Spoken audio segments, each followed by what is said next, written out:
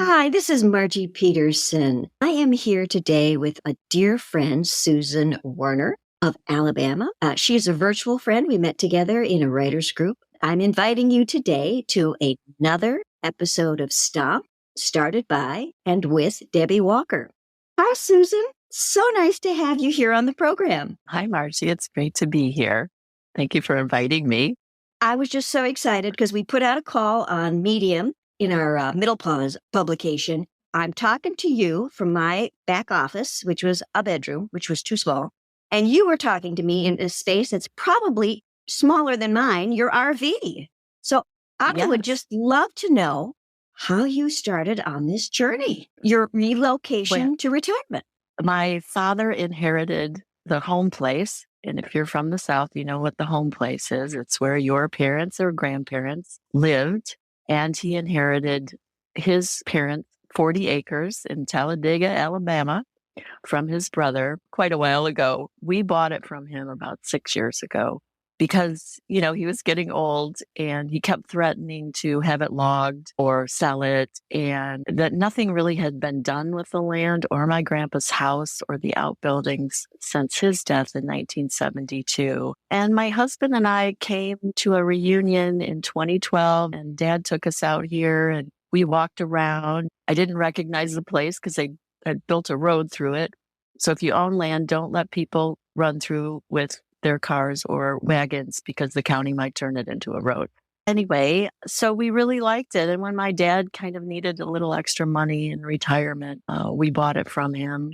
Then we decided we would move down here from the Chicago suburbs because we wanted to live in the South.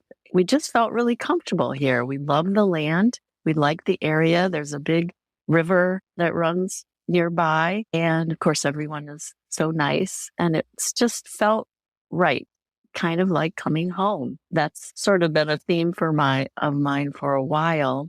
And then we had planned on building a log home, which we are in the process of doing, but we needed a place to live. We didn't want to wait too long to sell our house up north because the market was really hot. And my husband took early retirement because we had a goal of how much money we wanted to save, which we did. We bought an RV from our daughter-in-law's mother in North Carolina and spent some time going back and forth there. And it's a true homestead, but we needed an affordable place to live, and RVs are pretty affordable. Wow, that was your whole life in like 2 seconds. Why not? Because people really do want to know a lot about the RV thing. But I also Yeah. want to talk about how maybe you got to that RV section and actually have you talk about it. So you Okay. originally started your career in the health foods industry, and it has made such a change. And you and I shared that you knew the owner of Mastel's Health Food. That's just a starting point in Minnesota, but I know you met him. How did you start in the health food industry? Just a little tidbit, because that is Okay. fascinating. Yeah.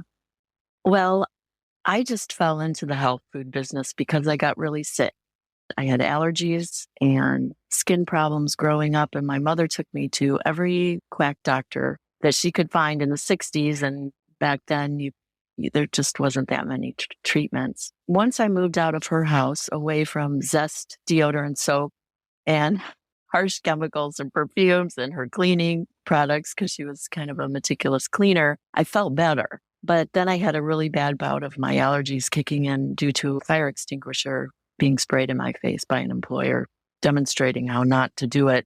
And I ended up in the ER. And my face was really, I couldn't see my nose, put it that way. And they didn't do anything for me. So a friend of mine recommended an acupuncturist and herbalist that he knew. One treatment with her and I felt better. Now, I only felt better for 10 minutes, but I kept coming back to her every day, and we bartered. And then she gave me some herbs, an herbal tincture. And I looked on the back that she had made it and grew the herbs on her farm in Indiana. She's very famous.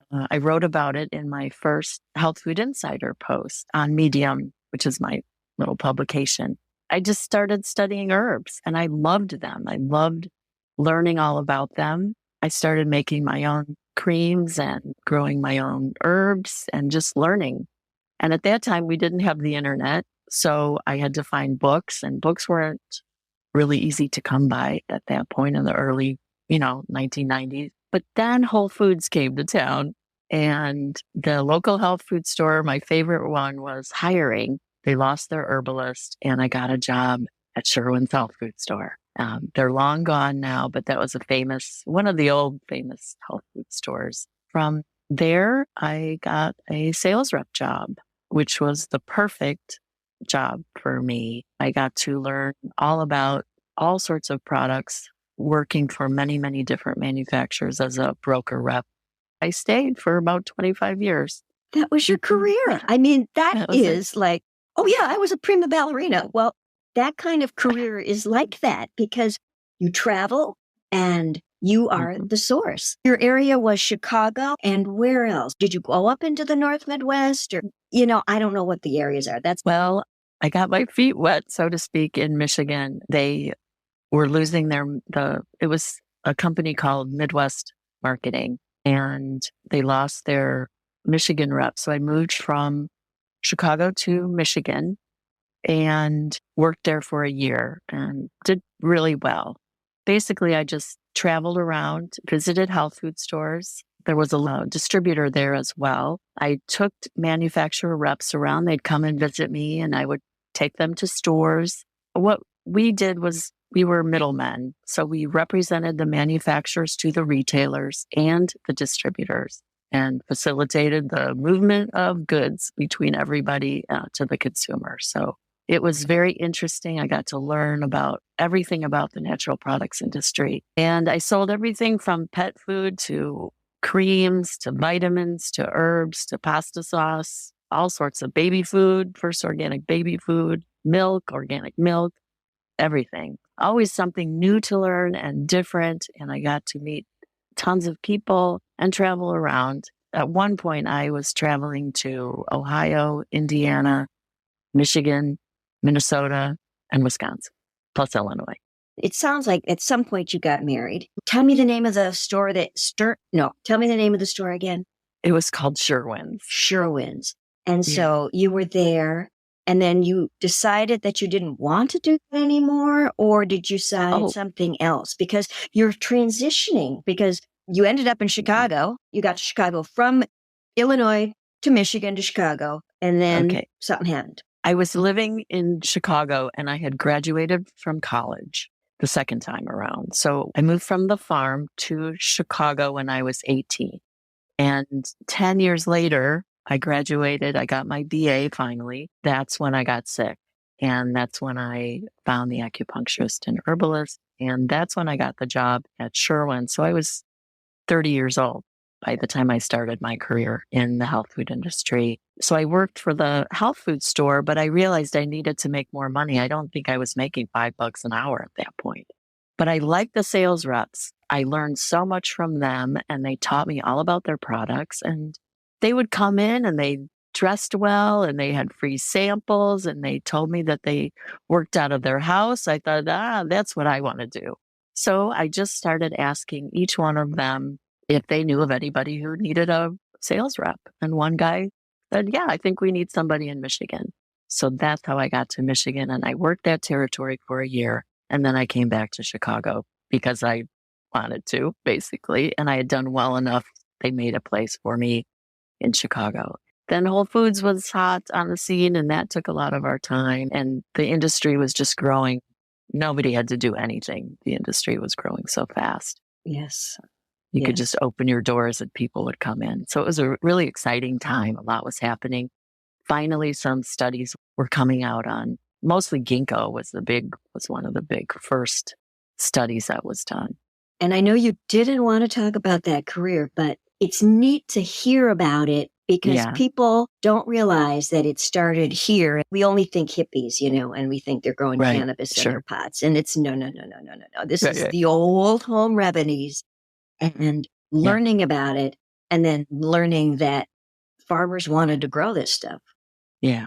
And it's interesting because in college, when I studied feminist studies a little bit, we talked about how women really were the healers, and mothers and grandmothers and their mothers knew the herbs that worked and made homemade remedies that worked. And it was only in modern times, really, where the medical industry became an industry dominated by men. It was just interesting that I found a woman healer, really, who healed me and brought me into the whole world of herbalism. And I found a career where I could support myself. Because at that point I was single, and the idea of sitting in an office, even though I just couldn't, working out of my little office off my kitchen, making my own schedule. People talk about working from home now like it's some newfangled thing that we just discovered because of a pandemic. It's like, oh my gosh, I did it for 30 years, but I wouldn't recommend it for people with children, young kids. It's really for younger single people, I think. I mean, I did it until I was into my 50s, but that's pretty rare. It's hard work. It's a lot of time on the road, a lot of traffic, just a lot of driving, scheduling. You have to really be able to compartmentalize yourself in working that way. I had retailers, I had manufacturers. I was always in between. I tell people now, there's nothing you can say that would offend me.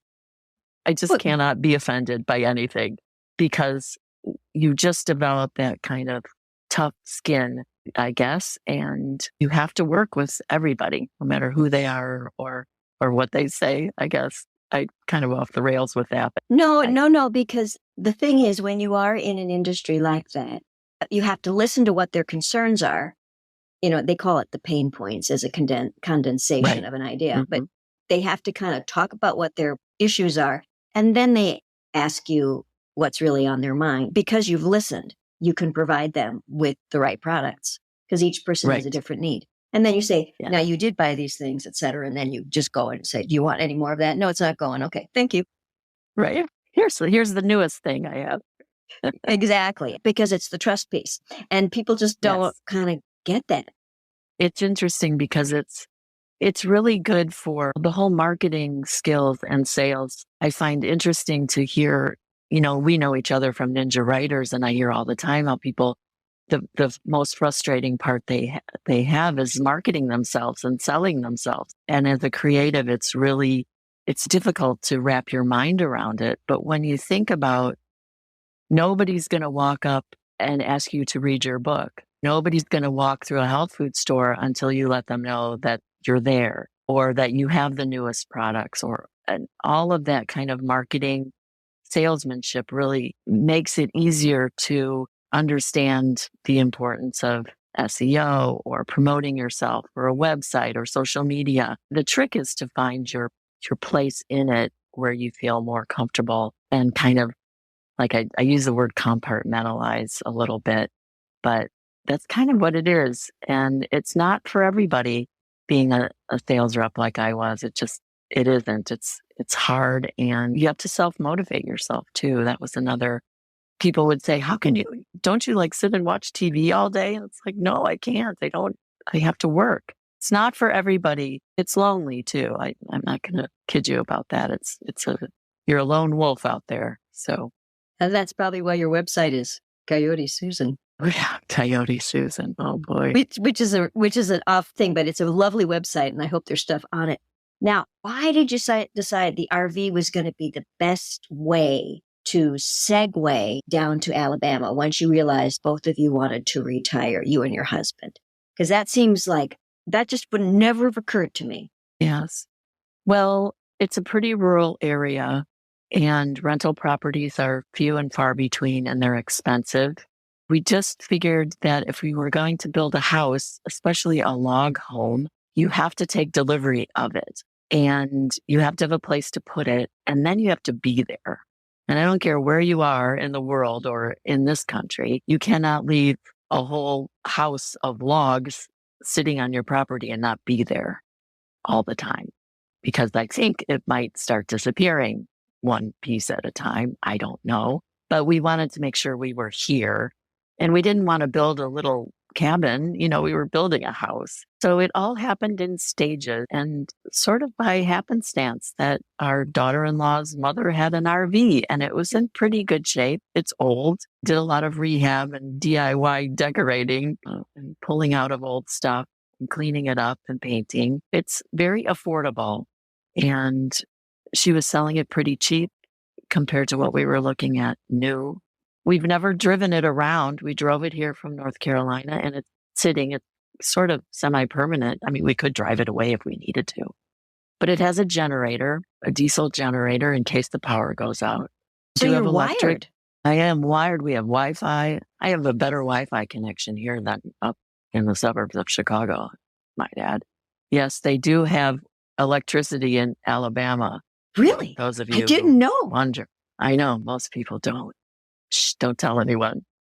We But it want is them hot there, isn't it? Now, is it hot or is it humid or what? Yeah, it's both. Yeah.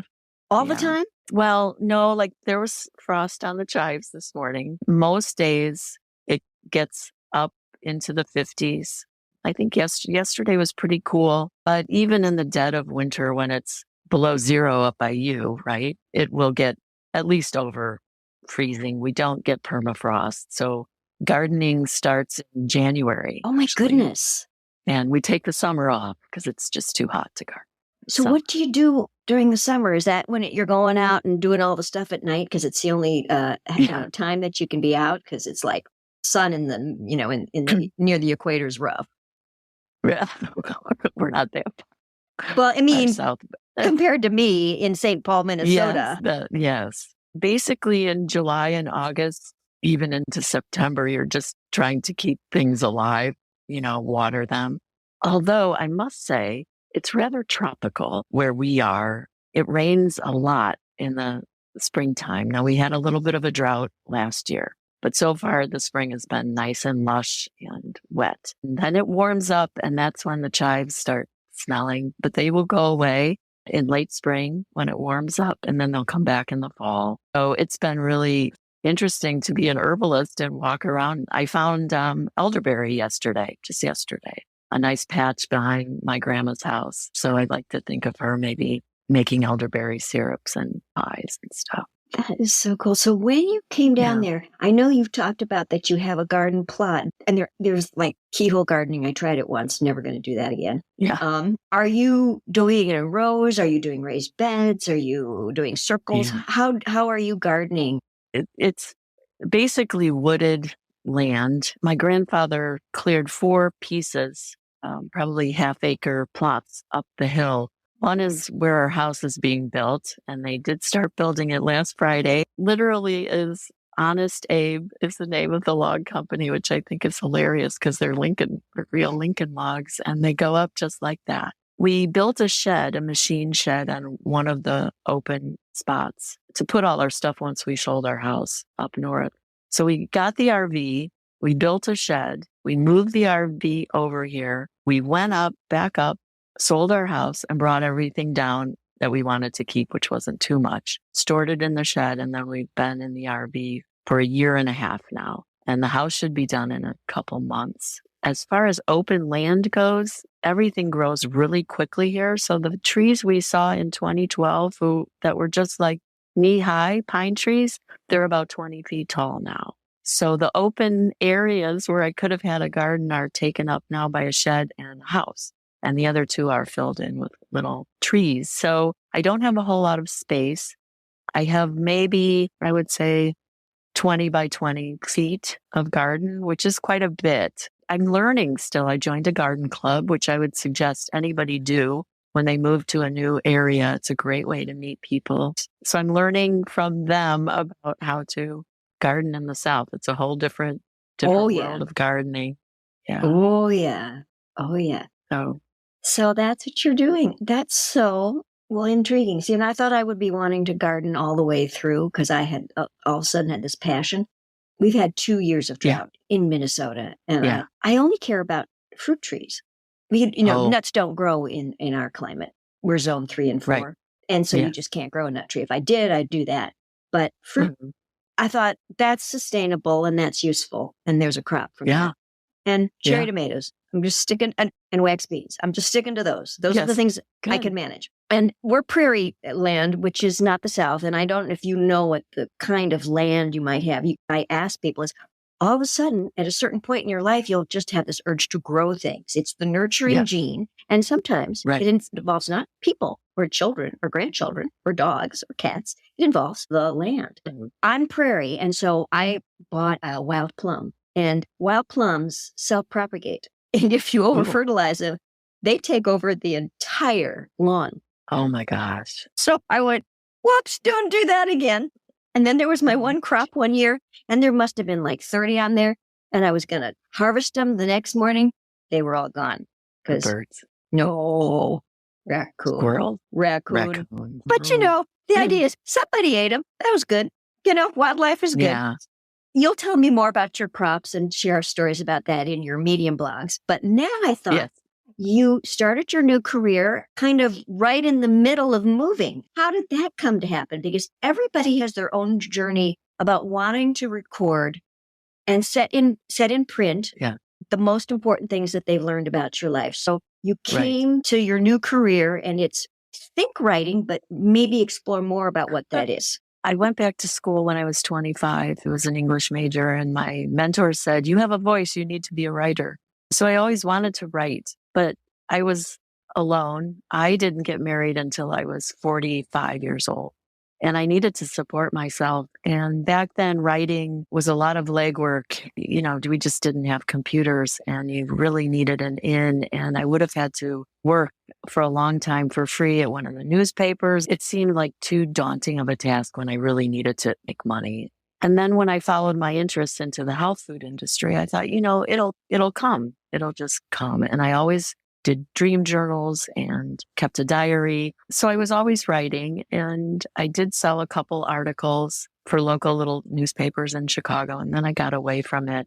I joined a writers group in 2016 in my hometown after I got married. I'd been married quite a few years by then.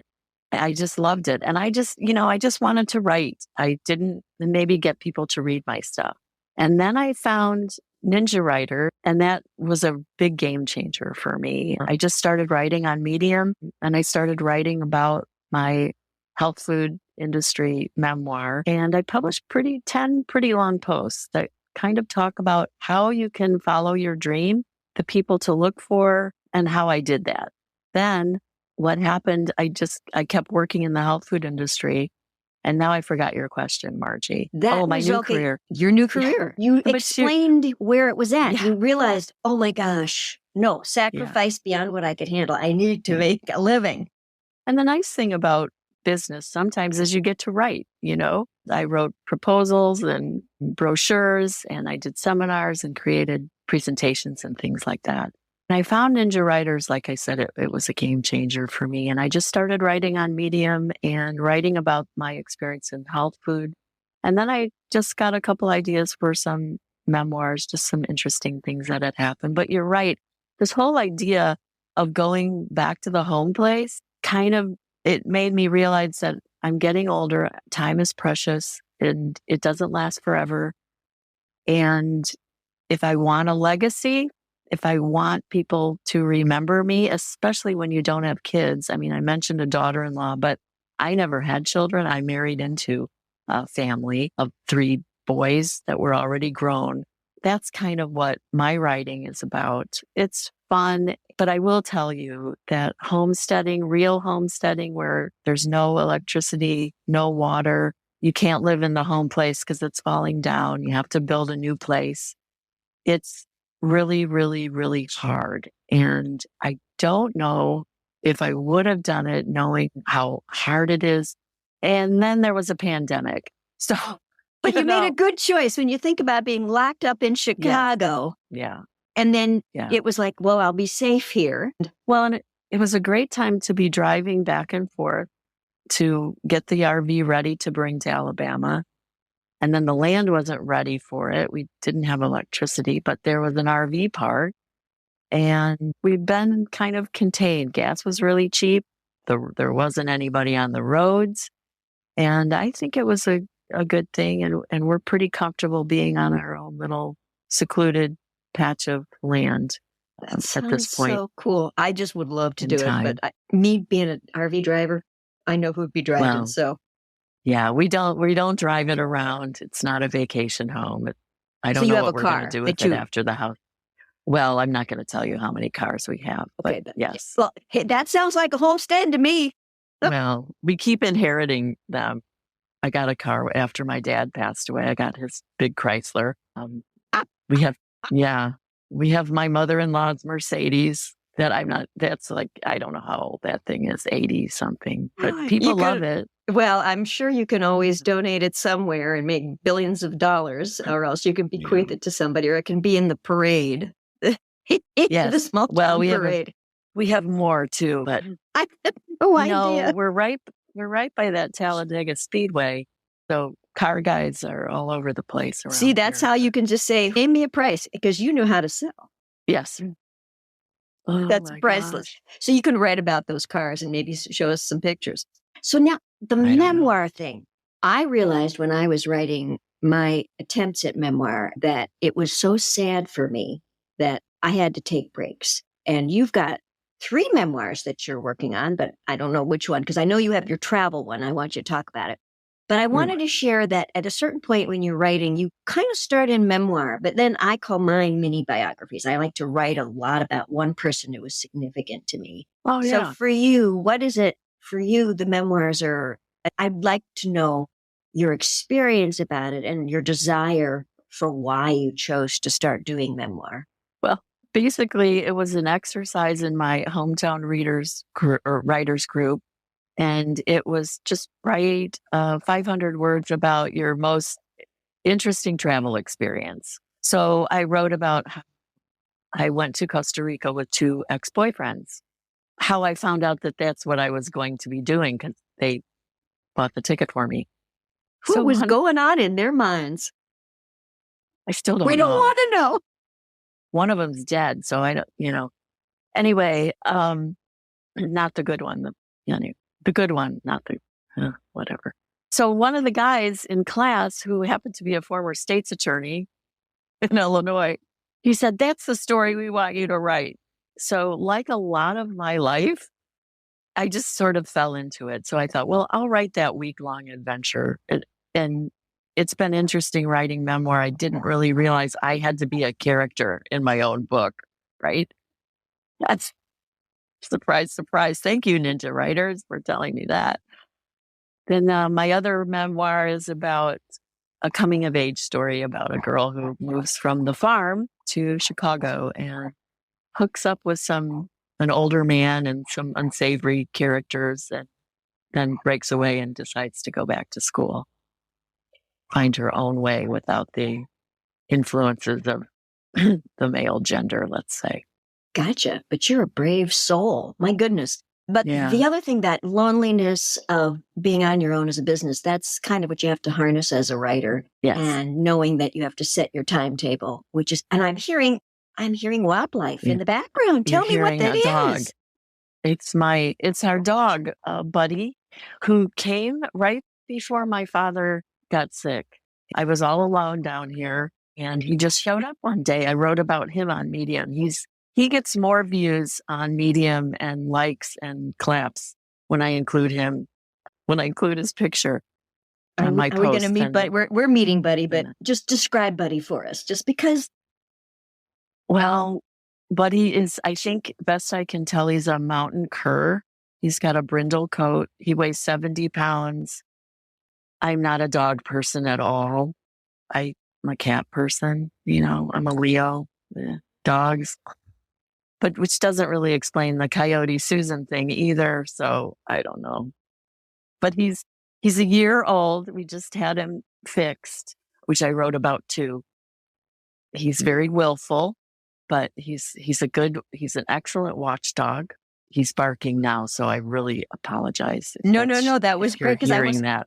No, but I was wondering, was it birds? Because this is me being hearing impaired. So I was just wondering. So maybe it's your dad's saying, I just want somebody to watch out for you, sweetie.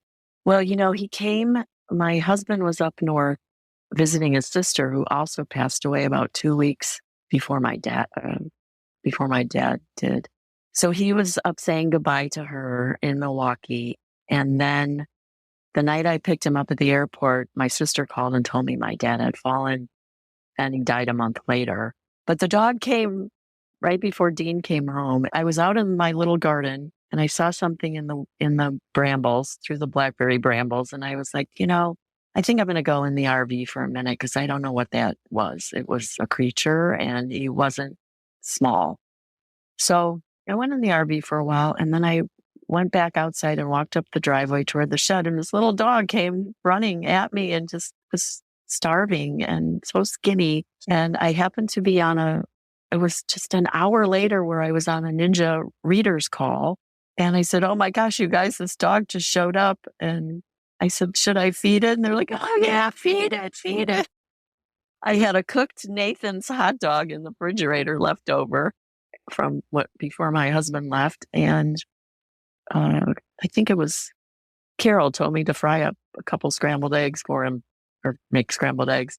So I fed him. And then, of course, It's been history. one of the guys who was pouring our concrete, he stopped by and he said, "Well, did you feed it?"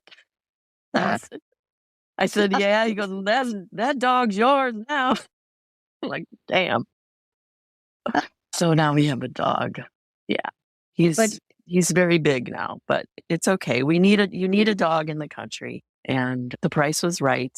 We haven't seen a snake since he came. So ooh, I have okay. written about the snakes a little bit. Yeah, and that article about checking water is really important. So Yeah.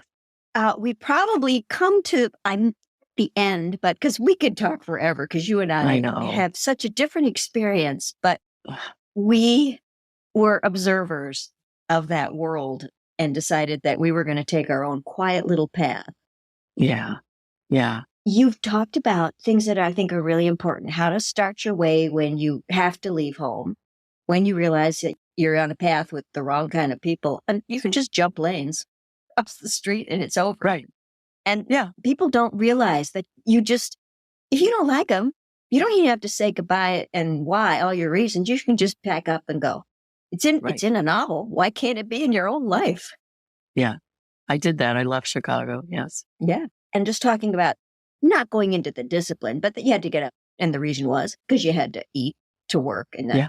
So Yeah. what would you like to share with people who are kind of thinking about transition and not necessarily the steps, but what was the gut feeling that made you know it was time To move to south move, or to retire, to anything? Because that taking away moment, people tend to think Yeah. about their gut, but only in terms of anger and upset and I got to get away. Right. But there's always that one where it's the right place. Yeah. For me, every 10 years or so, I've made a big change in my life. And as far as in retirement, getting married late in life and not having kids really frees you up a lot. If you're younger, it's just you, and you can make decisions pretty quickly. You can change your life around. If you have a family and children, it makes it harder to do that. I felt like if I was going to sit in the suburbs of Chicago for too much longer, I would go crazy. I needed something big to happen. And I was in my late 50s by then. And I figured if I'm going to make it happen, it better be pretty soon.